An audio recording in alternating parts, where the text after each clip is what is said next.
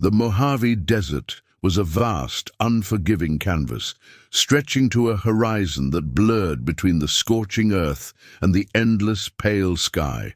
The sun, a brutal anvil in the heavens, beat down with an intensity that sucked the moisture from everything it touched. Dust, fine as powdered bone, coated every surface, rising in lazy spirals with each gust of the hot, dry wind. The only sound for miles was the rhythmic creak of leather and the dull thud of horse hooves on baked earth. Caleb Silas Rust, a man whose face was etched with the harsh lines of too many lonely sunsets, rode his sturdy roan mare, Copper, through this desolate expanse. His Stetson, sweat-stained and faded, was pulled low, shadowing eyes that held the hard, distant glint of polished stone. He was a vaquero, a wanderer, seeking nothing but the next horizon and the quiet solitude the desert offered, a sanctuary from a past that refused to stay buried. He carried a worn Colt Peacemaker in a low-slung holster, its silver trigger guard gleaming dully, and a Winchester in his saddle scabbard, both extensions of a life lived on the sharp edge of survival. He was heading for Serpent's Pass, a treacherous, winding canyon rumored to hold a hidden spring, a jewel in this parched land. The air grew heavier as he approached, not with humidity, but with a palpable sense of ancient stillness, the kind that spoke of timeless secrets and watchful eyes.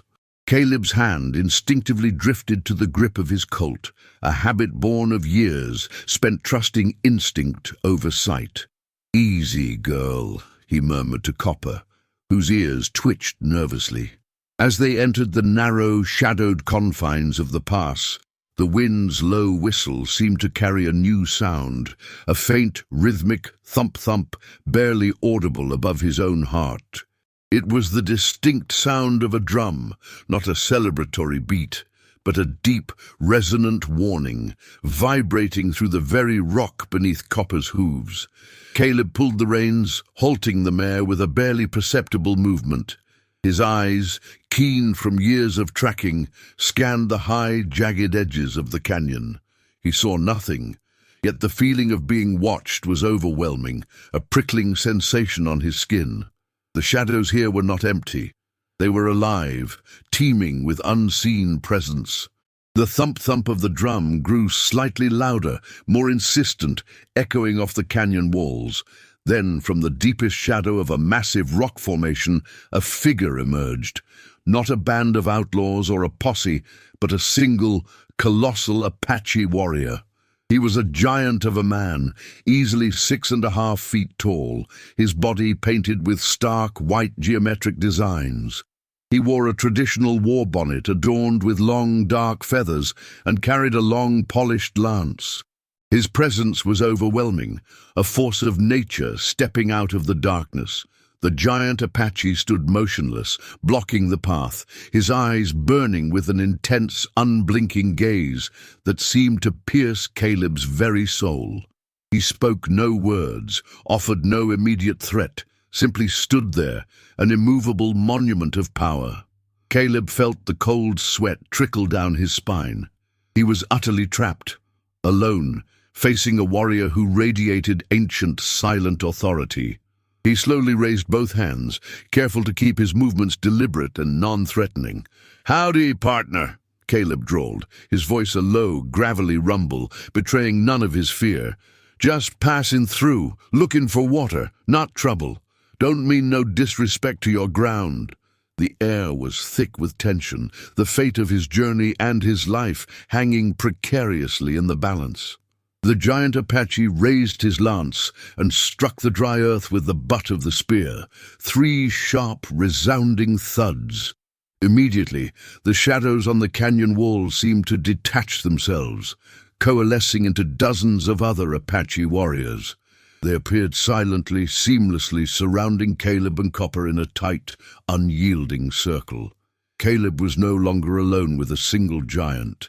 He was surrounded by an entire tribe, and the silent judgment had just begun. The 3 sharp thuds of the giant Apache's spear striking the ground resonated through the canyon. a powerful, unspoken command. The sudden emergence of dozens of warriors, materializing from the shadows with unnerving grace, tightened the noose around Caleb. His heart hammered against his ribs, but his face remained a mask of controlled calm. This was the code of the desert: respect or perish. The giant Apache, who Caleb now recognized as the chief by his bearing and the deference of the other warriors, stepped closer. He was called Iron Shield. He pointed his spear directly at Caleb's chest, not in a threatening gesture, but as a symbolic demand. You ride into our hunting grounds, Vaquero. You carry the iron of war. What brings a lone wolf to the den of the Pinal Apaches? His English was heavily accented but clear, his voice a deep rumble that seemed to vibrate the very ground. Water, Chief, and peace, Caleb replied, keeping his voice steady and his hands raised. No war in my heart, just a thirst for water and a quiet trail. I respect your law, Chief. Tell me what it is. He watched Iron Shield's eyes, searching for any sign of aggression or understanding. Iron Shield lowered his spear slowly. He then gestured to two younger warriors. We search your burdens, to see if your tongue speaks true, to see if the white man's lies are hidden on your horse. Caleb nodded, giving a slight, respectful bow of his head. Search away, Chief. Nothing but a wanderer's supplies and a clean conscience. He watched motionless as the warriors dismounted Copper. They meticulously emptied his saddlebags. A small sack of dried jerky, a half-empty canteen, a worn harmonica, and a single faded daguerreotype of a woman with kind eyes. They took his Colt Peacemaker and his Winchester, holding them with a wary respect before handing them to Iron Shield. Iron Shield examined the Colt, turning it over in his large hands. This iron speaks of many battles, Vaquero. It speaks of a life taken. You are a man of violence, yes? I've lived on the frontier, Chief. Violence is often the only language a man understands out here, Caleb admitted, his voice rough. But I don't seek it out. I only use it to protect what's mine, or what's right. He watched as Iron Shield returned his weapons to the warrior, who then placed them on the ground near Caleb's feet, a tentative sign of trust. Iron Shield then pointed to a steep, sun-baked incline. The test of the sun. You will climb that ridge without water under the full glare of the sun. You will reach the top before the sun touches the western peaks. If you fall, the desert claims you. If you stand, you prove your heart has strength. Then we will speak of your code. This was the tribal challenge, a physical ordeal designed to prove a man's resilience. Caleb looked at the ridge, a brutal climb of loose scree and sharp rocks. The sun, still high and unforgiving, glared down like a judgmental eye. He unbuckled his spurs and removed his hat, placing both on the ground beside his weapons. Fair terms, Chief. I'll see you at the top, or the buzzards will find me. He began the climb, immediately feeling the scorching heat radiating from the rocks. As he ascended, the Apache warriors remained in their positions, watching in silent scrutiny. The air was filled with the rhythmic, slow chanting of an elder, a low, guttural hum that marked his progress and the relentless passage of time. His lungs burned, his legs ached, but Caleb pushed on, driven by the need to prove his worth, not just for survival, but for a deeper, unarticulated purpose. As Caleb neared the summit, his body screaming for rest, he looked back down into the canyon. His heart lurched. A distant faint plume of dust was rising on the horizon, not the dust of a passing breeze, but the unmistakable heavy cloud made by a large group of riders. It was a patrol of U.S. cavalry moving with deliberate speed, heading directly for Serpent's Pass. The sight of the approaching cavalry patrol, a distant but undeniable cloud of dust and the glint of steel, sent a fresh jolt of adrenaline through Caleb. He was halfway up the test of the sun, his body already pushed to its limits, but the new threat refocused his pain into raw survival instinct. He knew the bluecoats wouldn't discriminate between a white vaquero and an Apache warrior if they found them together. He scrambled to a small, flat ledge, ignoring the burning in his muscles, and looked down at Iron Shield. The giant Apache chief, still standing silently by Copper, had also seen the dust cloud. His face, usually a mask of stoicism, now showed a flicker of grim recognition.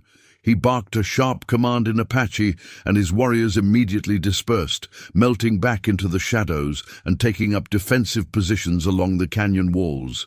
Caleb shouted down, his voice raspy from exertion. "Chief, bluecoats! Looks like a full patrol.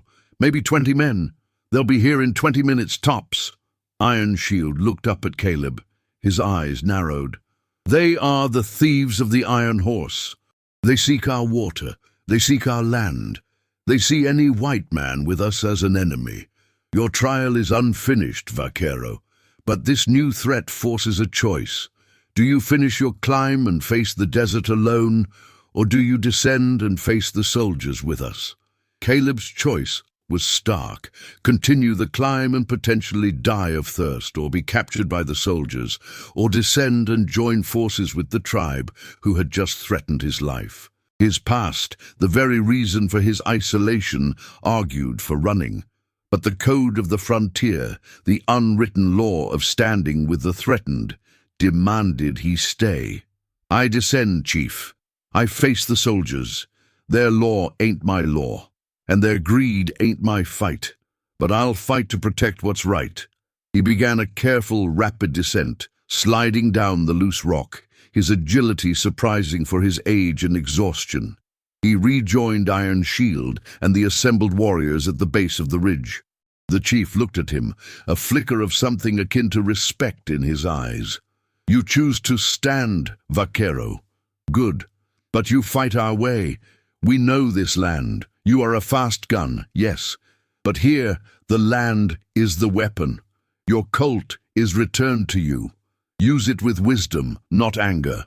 Iron Shield gestured, and a warrior handed Caleb his peacemaker and Winchester. The familiar weight of the steel was a grounding comfort. Caleb strapped on his holster, checking the rounds in his Colt. "Their lieutenant will be looking for a fight, Chief. They won't listen to reason. We need to hit them hard and fast before they can call for reinforcements. We know the lieutenant. He is Stoneheart. He has no respect for the ancient ways." Iron Shield confirmed, his voice cold. "We will ambush them at Whispering Falls, a narrow defile where the spring feeds the dry riverbed. You will take the high ground on the north side. You will target their leader's horse and their communication. Do not kill Vaquero. Disarm. Our fight is for peace, not for death." Caleb nodded. He understood the nuanced approach. Disarming rather than killing was a more difficult, but ultimately more strategic, act. He mounted Copper, feeling the mare's restless energy. The Apache warriors, silent and determined, began to move, melting into the canyon walls, their movements fluid and practiced. They reached Whispering Falls, a narrow rocky pass where a meager trickle of water descended into a dusty pool. It was a perfect choke point. The sounds of the approaching cavalry, the heavy clatter of their gear, the jingle of their spurs, and the shouted commands were growing steadily louder, filling the canyon with the discordant symphony of war. The first of the bluecoats rode into view, led by a stern-faced, heavily armed lieutenant and his 20 men. They looked hot, tired, and ready for a fight. The lieutenant spotted the Apache tracks near the spring, his face hardening. "Hostiles! They're here! Fan out! We'll teach these savages a lesson about claiming government land." As the lieutenant raised his carbine to signal the attack, Caleb raised his Winchester, taking careful aim at the officer's saddle. The lieutenant's shout was the spark that ignited the canyon. Before his men could fully fan out, the quiet defile erupted. The Apache warriors, hidden perfectly among the rocks, unleashed a disciplined volley of fire. Their Winchester shots and flintlock rifles cracked with precision, targeting the soldiers' horses and equipment rather than the men themselves. The chaos was immediate. Terrified horses bucked and whinnied, men cursed and scattered, and the air filled with the sharp metallic tang of gunpowder. From his vantage point on the north ridge, Caleb opened fire with his Winchester. His first shot struck the lieutenant's carbine, sending it spinning from his grasp. His second shattered the water canteen of the nearest soldier, showering him with precious water. Caleb's shots were surgically precise, designed to disorient and disarm, not to kill. He moved with the fluid grace of a man who had made violence an art form. The lieutenant, thrown from his horse and disarmed, scrambled for cover behind a fallen boulder, shouting futile orders. "Return fire! Form ranks! They're everywhere!" But the soldiers, caught in a crossfire from unseen positions, were disoriented and panicked. They fired wildly, their shots echoing uselessly off the rock walls. Caleb reloaded his Winchester with blinding speed, the click of the lever action a familiar rhythm. He saw a young trooper, no older than 18, pinned down, his face a mask of terror. Caleb fired a shot that kicked up dust a mere foot from the boy's head, a clear warning. The soldier immediately dropped his rifle and threw his hands up in surrender. The Apache fire ceased instantly, a testament to Iron Shield's strict command. The canyon was suddenly eerily quiet, the silence broken only by the panting of the dismounted soldiers and the groans of those who had been knocked from their horses. Caleb descended, his Colt Peacemaker now in his hand, though held pointed at the ground. He joined Iron Shield, who stood amidst his warriors, surveying the defeated cavalrymen. The chief's face was grim, unsmiling. "You fight like a mountain ghost, Vaquero," Iron Shield acknowledged, his gaze fixed on the disarmed soldiers. "Your gun speaks a language they understand, but we seek peace, not blood." The lieutenant, picking himself up, glared at Caleb. You're with these hostiles. This is treason. I'll see you hang for this, you dirty Vaquero." "You rode onto land that ain't yours, Lieutenant. You came here for war, not for peace," Caleb countered, his voice steady. "There's no treason here. Just a man defending his ground and a tribe protecting their home. We disarmed you. We didn't kill you. Remember that." Iron Shield stepped forward, his powerful presence dominating the scene. "We take your weapons. We take your horses. You will walk back to your fort, Lieutenant. The desert will teach you respect for the sun and the land. If you survive, tell your general. The penal Apaches seek no war, but we will protect our sacred lands." The soldiers, humiliated and defeated, were stripped of their rifles and sidearms. They watched in impotent rage as their mounts were led away by the Apache warriors. The lieutenant's face was a mixture of fury and dawning fear as he realized the long, arduous walk back under the desert sun. As the defeated cavalry began their slow, grueling trek out of the canyon, Iron Shield turned to Caleb. "You have proven your courage in battle, Vaquero, but the trial of the scar is not complete. You saved us from the blue coats, but you carry the shame of an innocent. You must now face the truth of your own heart. We go to the spirit caves at dawn. There you will tell the ancestors your deepest secret. Only then will your path be clear." The spirit caves were not true caves, but a series of deep, natural rock shelters carved by wind and water into the high mesa. The air within was cool and still, carrying the faint earthy scent of ancient dust and dried sage. Flickering torches cast dancing shadows on walls covered in pictographs, timeless stories of hunts, spirits, and ancestors. Elijah Stone, his wound aching, stood before Iron Shield and a circle of tribal elders. The silence here was profound, a sacred stillness that amplified the beating of his own heart. This was the final spiritual test, the trial of the scar. Caleb knew he had to unburden his soul completely, to lay bare the truth he had carried like a lead weight for years. "You fought with the heart of a warrior, Vaquero," Iron Shield began, his voice echoing softly in the cavern.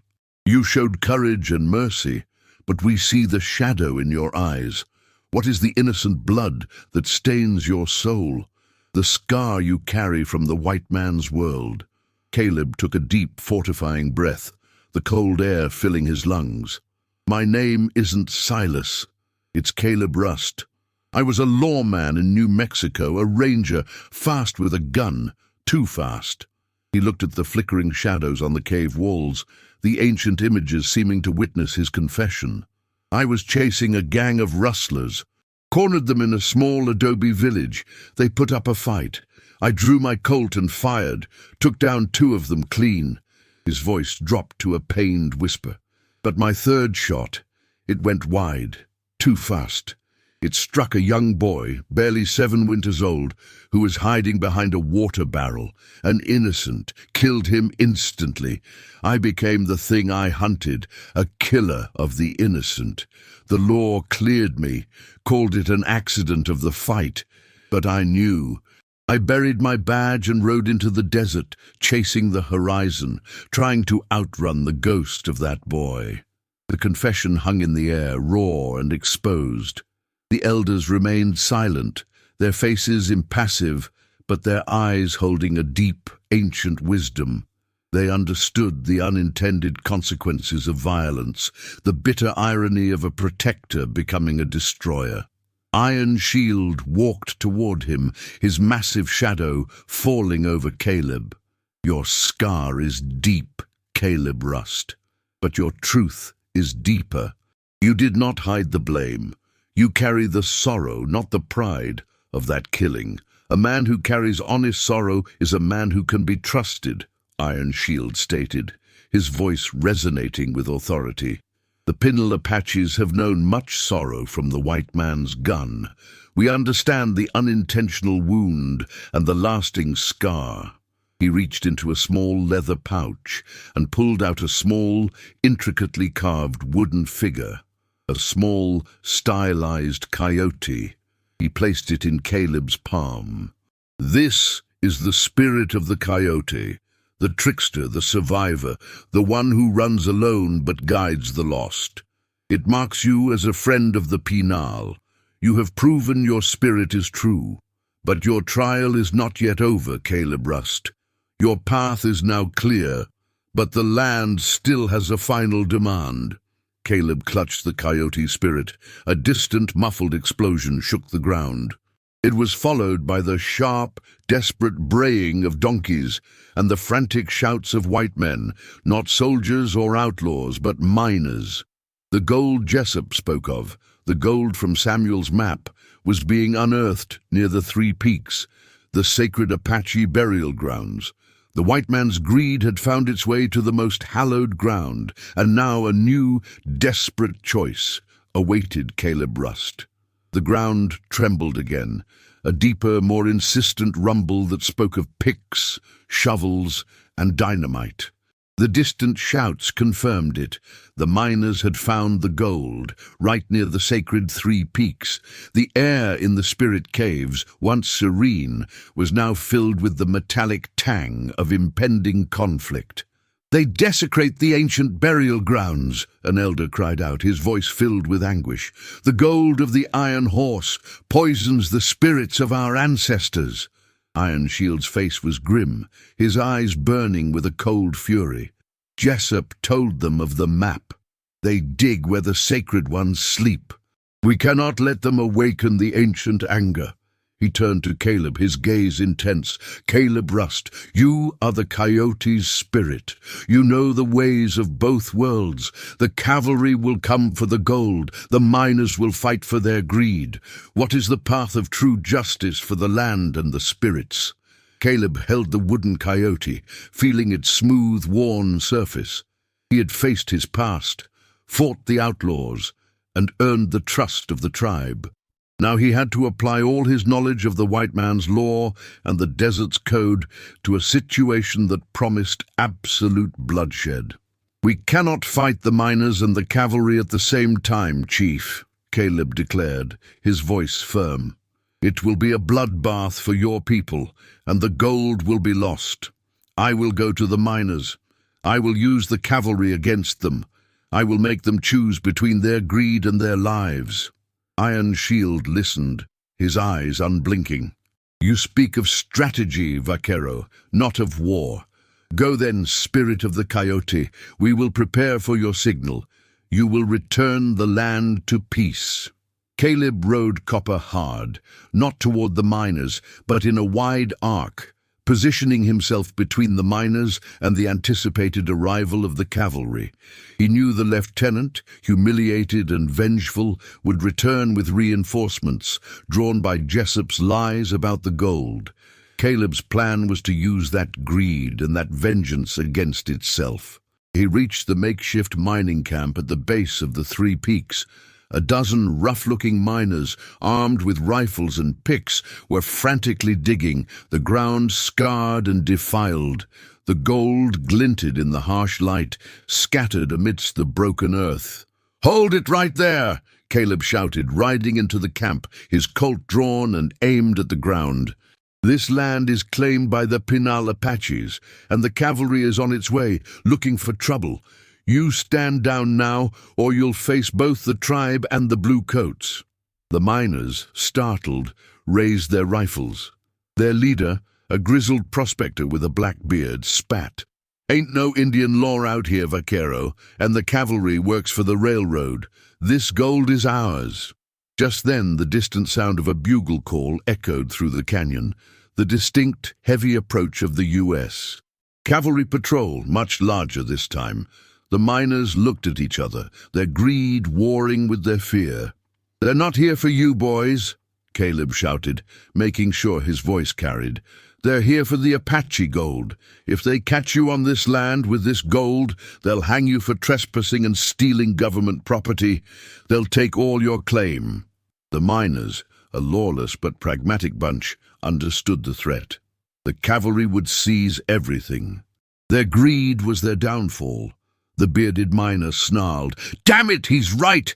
Cavalry never let an honest man keep his claim. Take what you can carry, boys. We're out." The miners, in a frantic scramble, grabbed handfuls of gold and fled, abandoning their diggings, their donkeys, and most of their haul. They dispersed into the desert, leaving the desecrated Three Peaks behind. The cavalry, led by the same lieutenant, rode into the now empty mining camp, their faces grim. Jessup, still under arrest, rode with them, his eyes wide with disbelief at the abandoned gold. The lieutenant dismounted, looking at Caleb, then at the scattered gold, then at the distant silent mesas where the Apache watched. "What in tarnation happened here, Rust?" the lieutenant demanded, his voice thick with confusion. "The land claimed its own, Lieutenant," Caleb replied, holstering his Colt. "The miners scattered when they saw your dust. The gold is still here, but it's on sacred land. Best leave it where it lies. The Pinal Apaches will protect it now." The lieutenant, seeing the empty camp, the abandoned gold, and the overwhelming force of the unseen Apache, made a rare, wise decision. He looked at Caleb, then back at his men. "This territory is too hot. We'll report the discovery, but we'll also report that the site is too dangerous to secure. We return to the fort. And Jessup, he faces trial for perjury and attempted murder." He looked at Caleb. "You saved a lot of lives today, Rust. Maybe even ours.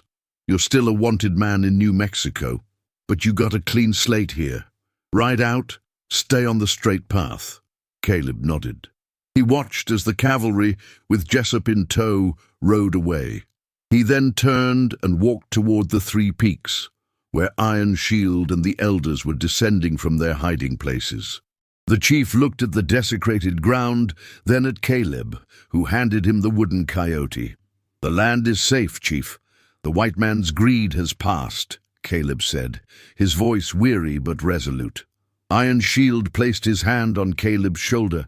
You brought peace, Caleb Rust. You brought the balance back to the land. You are not just a vaquero, you are a guardian of the three peaks. Your scar is healed by your actions. Your path is no longer lonely. Caleb looked at the restored peace of the sacred ground, at the setting sun painting the mesas in hues of purple and gold. He was no longer running. He was home, a man finally at peace with his past, a bridge between two worlds, a protector of the land and its ancient unwritten code. The end.